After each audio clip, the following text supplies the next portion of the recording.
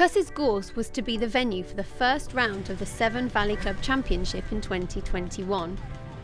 After months of waiting and just a few weeks to get race ready, a host of riders from across the southwest and beyond descended upon the circuit, excited to finally get back to racing. The sun and strong winds made for some challenging work for the team, but the track was immaculately prepped each morning and continually throughout the day.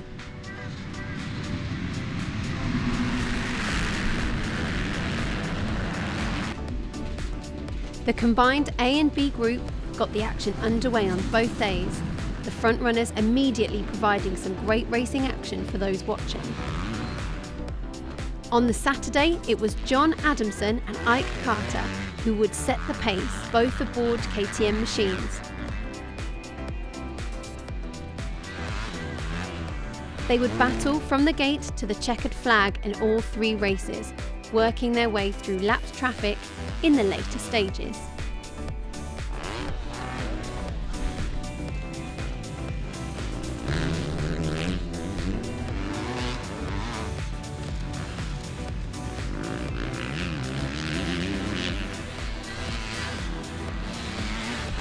Ike would push him close each time, but it would be the number 2 of John Adamson who would eventually take the win in all three races.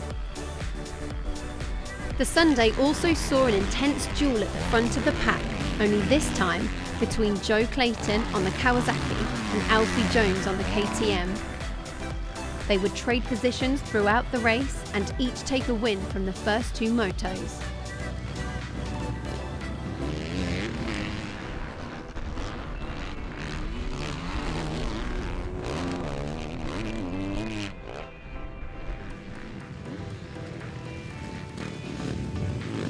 In the deciding race between the two, it would be Alfie Jones who would take the win, making it 2 out of 3 wins on the day.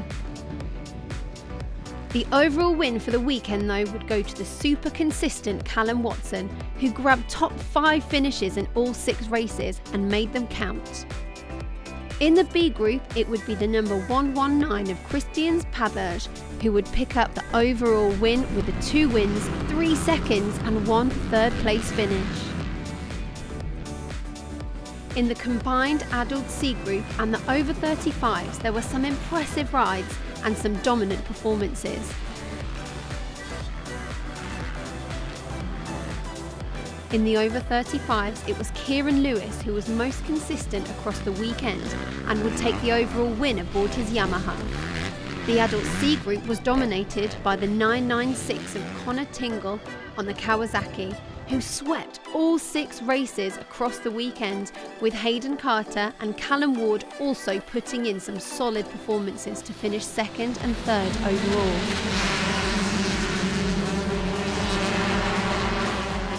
The young guns in the senior class also provided some great racing action.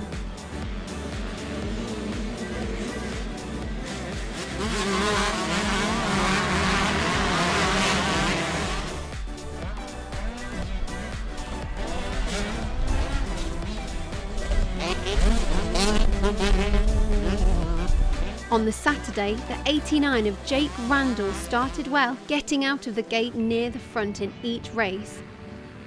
Jake showed great speed, but it wasn't long before Jack Taylor on the number 22 would prove to have the edge.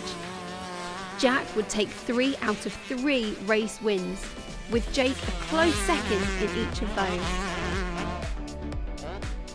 On the Sunday though, it was Joe Brooks on the Yamaha who dominated, taking 3 wins from Jake Randall again in 2nd place.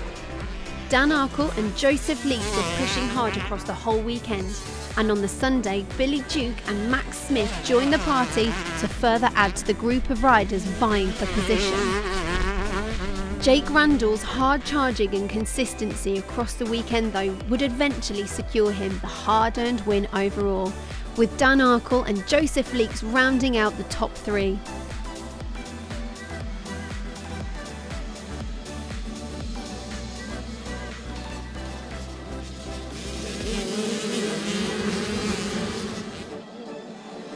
There was some spectacular racing in the big wheeled 85 class on both days.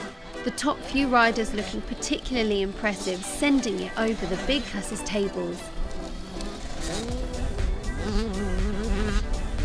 On the Saturday, it was Ben Mustoe who would set the pace early on, but eventually a battle would emerge between three riders.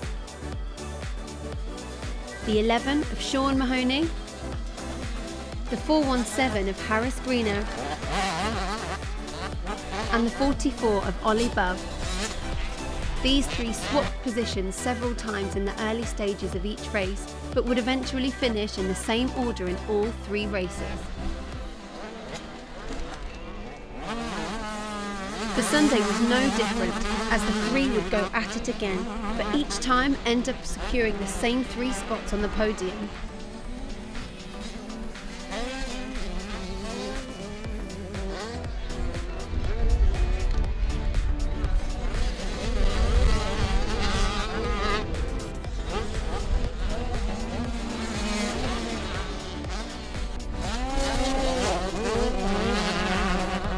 So it would be Sean Mahoney who would take the win overall, from Harris Greeno in second and Ollie Bubb finishing in third.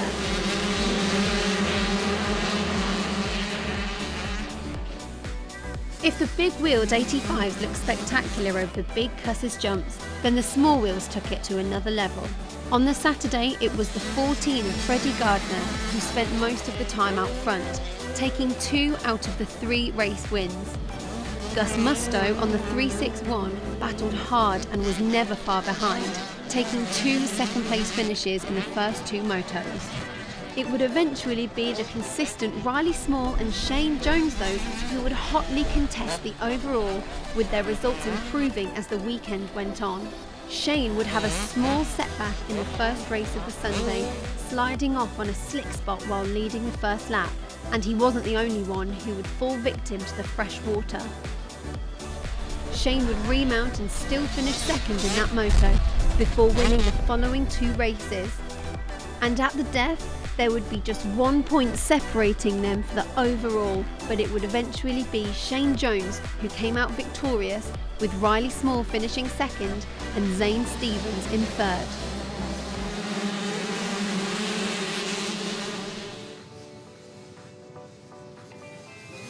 It was Jensen Severn on the aptly numbered Severn machine who would set the pace early on in the Junior 65cc class. But a dominant ride from the 55 of Ollie Waters would quickly put an end to anyone's hopes of tasting victory. Despite the determined efforts of the chasing Severn on the Saturday and Sean Smout on the 93 across the whole weekend, Ollie would sweep all 6 races to take the overall win, with Smout finishing second and Marty Spires in third.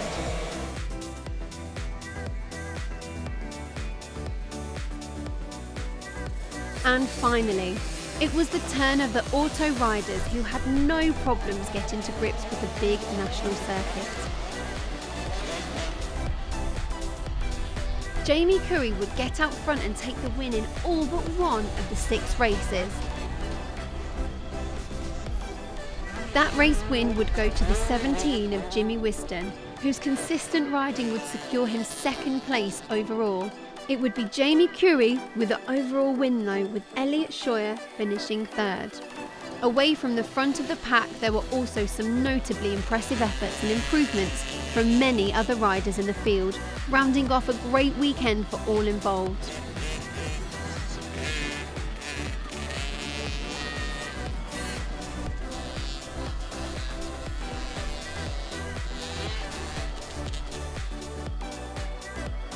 With the cobwebs well and truly blown out, riders will no doubt regroup and look to improve on their performances next time out, at the second round of the championship next month.